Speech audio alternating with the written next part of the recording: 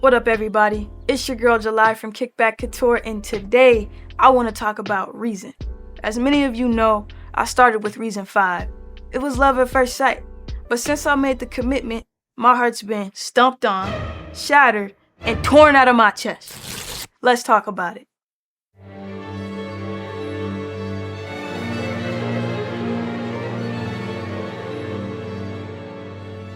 A cracked version of Reason 5 was my first introduction to a virtual rack. I was hooked knowing you could flip it around and make your own cable connections.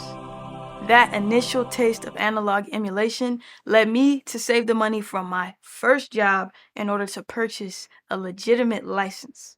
Reason 6 and 6.5 came along and introduced the mixer, yet another beautiful analog emulation. The 16 drum pads of the Kong drum designer influenced the choice of my first MIDI controller, and a Kai MPK61, which I still own. The recording functionality influenced the purchase of my first interface, Propellerhead's Balance, which is now discontinued. That initial taste of innovation led me to buy an incredible sample chopping software, Propellerhead's Recycle, which I later dumped for simpler and Serato Sample, but that's neither here nor there. Propellerhead brought an undying and loyal customer out of me.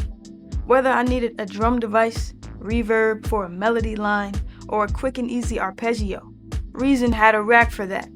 VST support wasn't included, so I sought out to find the newest refills whenever they were available. When Propellerhead introduced rack extensions, I bought every rig bundle I could. But there was one problem with this. I bought rack extensions to fill a void that Reason could not. But eventually, the euphoria wore off, and I wanted VSTs. I began to idolize other music softwares because they could do what Reason could not. With that, a big part of my Reason workflow became what we know today as a workaround, a difficult way of doing something that should have been easy. The innovation stopped and white labeling started. White labeling is when you take samples from another product and repackage them as new. There was no honesty in this process though. Readily available mappings of samples taken from refills were shoved into rack devices like Reason Electric Bass, Processed Pianos, Reason Drum Kits, Scenic, ID8, and I'll stop there to cut the list short. I started to associate Reason-facing products as stripped-down versions of something bigger and better. For example, the collaborations with UJam on virtual basses and A-list guitarists, or the limited rack extension versions of Sound Iron contact banks as Pangea, Humana, and Clang rack extensions. Although VST2 compatibility was introduced along the line, there was no VST3 compatibility. The producer community was in an uproar when a slew of MIDI generative devices hit the market. Easy Keys, Scalar, Captain Chords, Melody Sauce, and so on. Rather than getting the option to route MIDI to VSTs, as we had asked for in countless YouTube video comments and forum posts, we got players. Players were racks with MIDI functions similar to devices previously mentioned. However, only compatible in the Reason rack and shipped without access to the MIDI inputs or gate and CV ports we've grown to be heavily familiar with. It's a pattern. They flip our biggest requests into products. Of course, that is what we call a business. And when a product exhausts its life cycle, you either make a new one or simply choose not to reinvent the wheel and repackage it. Let's now skip ahead to Reason 11. It has a new friend and companion, Reason Plus. Reason Plus is a subscription service that grants access to Reason and frequently dropped new combinator presets.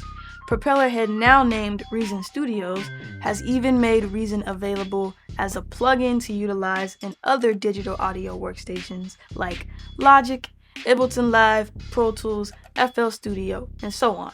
Historically, Reason focuses on new users because new users equals new sales. Loyalty to customers is championed until those customers stop paying. With Reason being slow to adopt normality and openness, many people move on after getting sucked in. When I asked about how many more users Reason 11 was bringing in, the answer I got was simply a lot more. In fact, here are the Reason 11 release stats. Thanks to the ability to use Reason as a plugin in Reason 11 and the low barrier of entry with Reason Plus, there's now more people than ever using Reason. Here you can see a graph with no scales to match the labels. How helpful. I'll include all the source links to what I say in the description. As far as Reason Plus goes, there is a question as to why a user would pay for a complicated preset that they don't understand when they can just load up a one-shot from Splice. You have to be into wiring, putting buttons on and knobs on devices, and understand sound design and mixing to some capacity to fully indulge in the idea of combinators. Let's talk about Reason 12. Released on September 1st, 2021 with high-resolution graphics and application zoom, a new sampler called Mimic, a new and improved Combinator 2 with new Soundbank edition, and a smart browser function. In October of 2021, Reason Studio said this: "We wanted to reach out and tell you that in 2 weeks' time, we will be increasing the price of Reason 12. If you own a previous version of Reason, the price to upgrade to Reason 12 will increase from $129 to $199, while the full version of Reason for new users will increase from $399 to $499. Oh, and if you have Intro or Lite, your price to upgrade will go from $299 to $399. Since the year 2000, there's never been a price increase." Well, the truth is, we want to ensure we can keep developing Reason to be the best it can be and be delivering on the features we see you asking for, and maybe even wow you with some you never knew you needed. On approximately March 21st, 2022, Reason Studios announced an upgrade offer that would include all of the new players. That means in addition to the 4 built-in players, beat map, no echo, dual arpeggio, and scales and chords, you'll now also receive 5 additional players at no cost: bassline generator, pattern mutator, drum sequencer, quad note generator, and polystep sequencer. That's 9 players guaranteed to help boost your musical creativity. Buy or upgrade to Reason 12 in our shop. Deal ends April 30th. Now, I must repeat, Reason is a business, and the priority is to make money. We all understand that to some capacity. But rather than severing relationships, what can Reason Studios do to make things right? One solution could be to discount or prorate all future sales from existing customers like Native Instruments or Isotope does. Maybe they could offer a significantly reduced upgrade rate for people who own versions back to Reason 0 for a limited time. The idea here is to offer loyalty rewards, kind of like the vouchers Plugin Alliance drops in my email every month. FL Studio has a low price point starting at $99 and for now offers lifetime free updates. Business is business, so needing to turn a profit makes sense. But when the offers everywhere else are better, there has to be a reevaluation. If you have your own solution in mind, drop it in the comments. I'd love to read them. To continue with Reason Studios, in September of 2021, Reason promised that Apple M1 support would come in December of 2021. VST3 support was also promised to be delivered in January of 2022. They later announced that they fell behind schedule, and these promises were moved to the first few months of 2022, with added promises of the baseline generator player and a new rack effect, which I assume is right around the corner. It's called BVX. In December of 2021, Reason published a blog stating this: "In another huge shift, but a lot more popular one, we've decided to end the 25-year secrecy that has followed Reason Studios by publishing our internal roadmap on our blog and the direction in which we wanted to take Reason. If you follow us on Instagram, you might have seen we've also done Q&As in our push to be more transparent."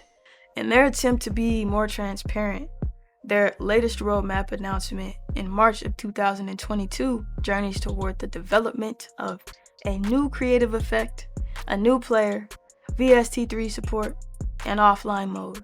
They're exploring a new instrument and ways to improve Reason Standalone. Later, they will focus on implementing native M1 support.